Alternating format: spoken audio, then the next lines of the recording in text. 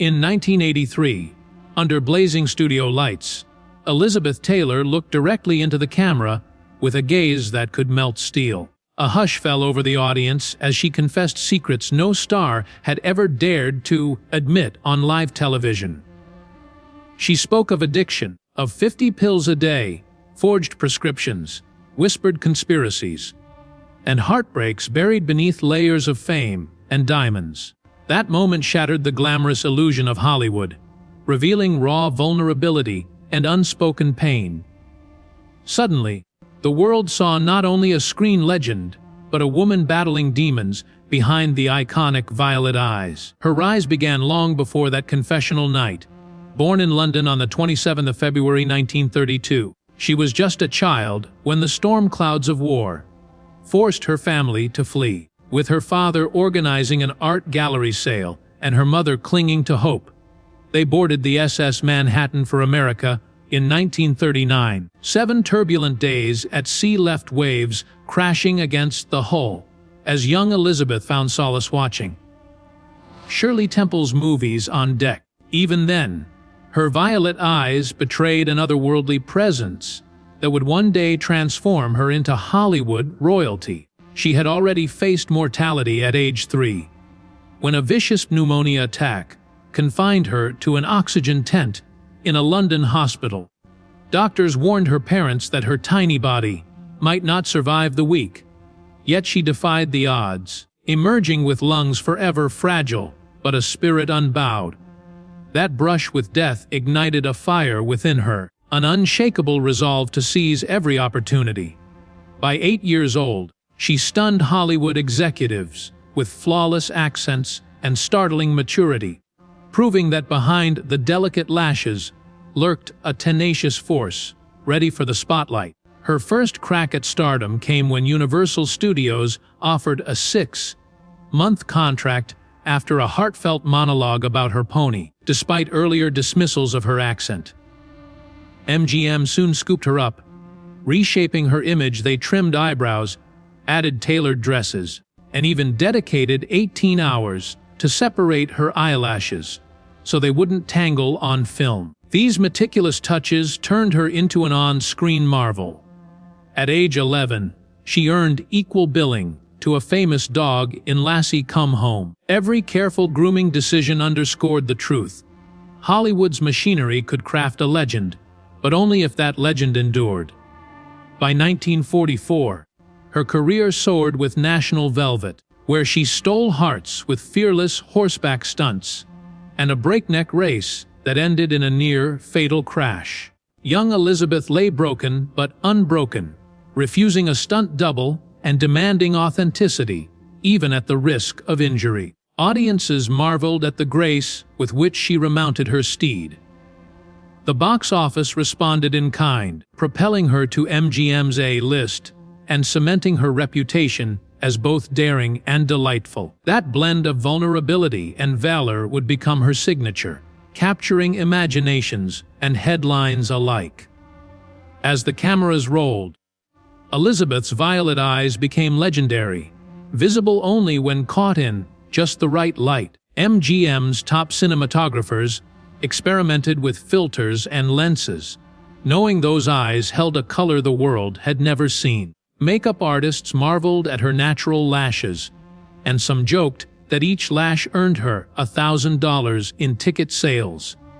Behind the scenes, Taylor absorbed every lesson on contract negotiations, determined to claim profit shares that would eventually secure her record-breaking Cleopatra deal. Even then, she was learning that power often resided off-camera. Her adolescence unfolded under the relentless glare of spotlights, each new premiere a chance to ascend and another opportunity for scrutiny. At 15, she battled critics who labeled her too mature for innocent roles and wrestled with studios that tried to define her image. Each clash became a lesson in self-advocacy. When she broke her back filming a demanding scene, she returned to the set determined, demanding to perform her own stunts. Every scar, every negotiation, every late night in makeup forged a conviction. She would not be molded by Hollywood's whims, but would shape her own destiny.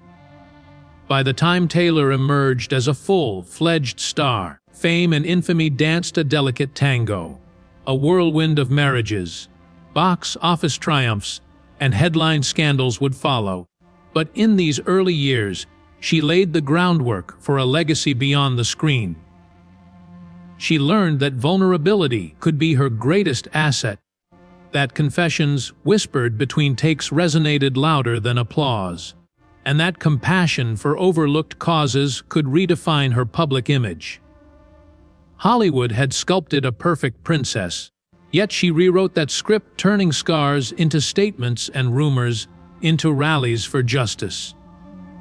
From her first breath to her Oscar nod, Elizabeth Taylor proved true power lives in authentic courage. This fearless reinvention ultimately defined every element of her journey. In her 20s, Elizabeth Taylor entered an era marked by both triumphant artistry and personal upheaval. No longer a child star seeking approval, she demanded roles that challenged her emotionally and showcased her dramatic range. She refused to be typecast, insisting on complex characters with depth and agency. As she navigated Hollywood's golden corridors, the spotlight never felt too bright, but the glare magnified every flaw, every misstep. The studio bosses learned quickly that beneath her fragile yet fierce exterior lay an iron will that refused to yield to conventional expectations. At age 18, Taylor's first marriage to hotel heir Conrad Hilton Jr. made headlines around the globe.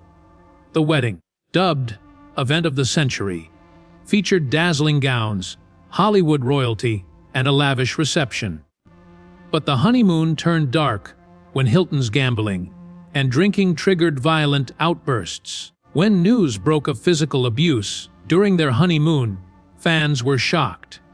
Taylor chose dignity over denial, filing for divorce within months and walking away with a hefty diamond ring and valuable stock.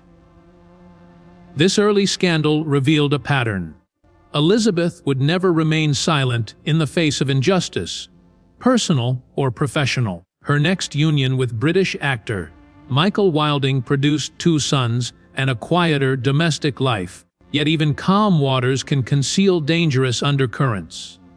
Though Wilding provided stability, his career waned, and whispers of discord surfaced as Taylor's star power eclipsed her husband's. The marriage dissolved, and Taylor emerged once more, forging alliances with powerful producers and negotiating profit shares on her films. Each contract revision and salary bump testified to her growing clout. She had learned that negotiating on her own terms was not optional, but essential to protect her art and her autonomy. Then came Mike Todd, a charismatic millionaire producer whose energy matched Taylor's own. Their whirlwind romance led to an extravagant wedding and a swift climb to new creative and financial heights. Todd produced the Technicolor spectacle, Around the World in 80 Days, and Taylor felt invigorated by his ambition. But tragedy struck in 1958 when Todd's private plane crashed, killing him instantly. In the scramble to contain the crisis, Taylor retreated into mourning and addiction. Reporters swarmed for every detail, and she found solace in pills that numbed her grief. That period marked the beginning of a private battle she would later confront so publicly. Rising from the ashes of heartbreak, Taylor's career reached its apex with Cleopatra, a production so grand that its costliest costumes blazed brighter than the Egyptian sun. She signed a historic $1 million contract plus 10% of the profits, the largest deal for any actress at the time. Filming proved hellishly intense: desert shoots under scorching heat, 65 costume changes, and 12-hour days in layers of golden silk. When she fainted twice under the weight of her heaviest costume, doctors imposed strict time limits and cooling packs. Cleopatra's budget ballooned to the $44 million, and for years the film haunted 20th Century Fox's balance sheet. nearly bankrupting the studio before recouping its costs through re-releases. Behind the opulent sets, Taylor's romance with co-star Richard Burton ignited like twin supernovas. Paparazzi hunted their every embrace, and scandal erupted at the Vatican, where clergy decried erotic vagrancy. In pulpits and press conferences, U.S. senators raised moral objections, and even President Kennedy cracked jokes about their indulgences. The public devoured any semblance of impropriety, fueling box office spikes and magazine covers. Taylor and Burton had become a symbol of forbidden love. The very scandal studios once feared became free publicity that no ad budget could buy. Amid fame's intoxication, Taylor's health wavered under the relentless demands of stardom. Pneumonia returned, forcing emergency surgery and a signature tracheotomy scar she would wear proudly as a badge of survival. Each near-death encounter empowered her resolve to redefine beauty and strength. She refused to conceal her scars, inviting public curiosity, transforming them into narratives of resilience. Even when whispers criticized her pill use and erratic appearances, she pressed on, channeling vulnerability into profound advocacy that would cement her legacy beyond celluloid. By the end of the decade, Elizabeth Taylor had mastered the alchemy of transformation, turning heartbreak, scandal, and physical pain into an almost mythic persona both adored and reviled. Yet beneath the clusters of jewels and the glare of cameras, she remained the same determined girl who stared into the furnace of war as a child and emerged determined to shine. In this crucible of triumph and torment, she conducted her own symphony, persuading audiences that true power comes not from flawless veneer, but from embracing every fracture and every revelation with unflinching honesty. Her legend endured long after the echoes of applause faded away forever. In the years that followed her greatest triumphs and deepest tragedies, Elizabeth Taylor transformed her personal battles into a driving force for global change. Scandal no longer defined her. Instead, she harnessed her fame to illuminate hidden crises and challenge social taboos. After publicly admitting her struggles with alcoholism and prescription drugs in 1983, she shattered the silence around addiction, inspiring countless others to seek help. Rehab centers reported significant upticks in inquiries, and the media began treating addiction as a disease rather than a moral failing. Taylor's unflinching honesty reframed public discourse, proving that even the most glamorous star could suffer and survive. Behind the facade of fame, riding the momentum of this newfound credibility, Taylor turned her compassion toward the AIDS epidemic at a moment when fear and ignorance still reigned. In 1985, when her close friend Rock Hudson's diagnosis made headlines, she refused to shrink from the controversy. Just 16 days after his death, she stood on a platform at the Beverly Hilton and raised $1.3 million in a single evening. Directing every cent to AIDS Project Los Angeles, she co-founded the American Foundation for AIDS Research, (AMFARD). Leveraging her network of celebrities, politicians, and philanthropists, her bold advocacy campaigns forced pharmaceutical companies to accelerate research funding and pressured legislators to expand healthcare access. By 1993, national AIDS funding had more than doubled from pre-campaign levels, an achievement few expected from a Hollywood icon. Behind every public appearance and fundraising gala, Taylor worked relentlessly. She sat through hours of planning meetings, reviewed scientific reports, and personally visited clinics in underprivileged neighborhoods. In 1990, she testified before Congress wearing a bright pink suit, slamming down legislative charts and condemning bureaucratic inaction. Senators whispered that her behavior was unseemly, but her speech secured a record $2.1 billion for AIDS research. Insurance companies, threatened by her outspokenness, attempted to raise her premiums in retaliation. But Taylor quipped, "If they drop me, I'll insure myself with my jewelry." Her wit reminded the world that true power lay not in privilege alone, but in unwavering conviction. Even as she fought global battles, Taylor's own health continued to falter. A brain tumor diagnosed in 1997 required delicate surgery, and her trademark tracheotomy scar served as a vivid reminder that survival often comes with lasting marks. But she refused to cloak herself in shame. Instead, she encouraged patients everywhere to speak openly about fear and hope. When she launched her White Diamonds perfume in 1991, the world saw a savvy business move. But Taylor revealed the scent's deeper purpose: to mask the lingering odor of hospital wards and pain medications. Profits soared to $30 million per month, and Taylor pledged 20% of every future dollar to her eponymous Elizabeth Taylor Ades Foundation, ensuring her personal triumphs funded life-saving programs long after her own struggles were forgotten.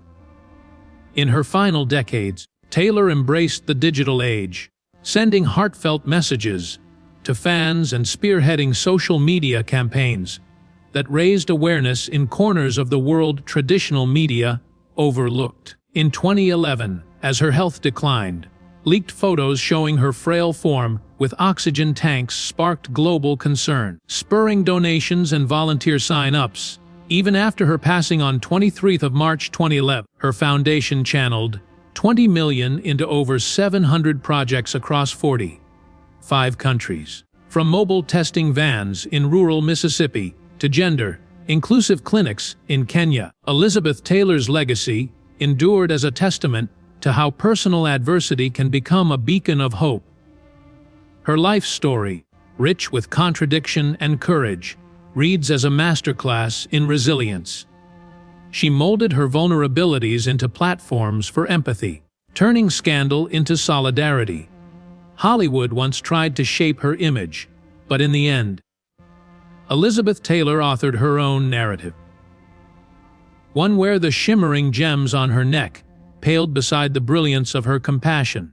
Her screenplay, written in moments of heartbreak and rebound, reminded us that surviving the darkest confessions can illuminate the world in ways no diamond ever could.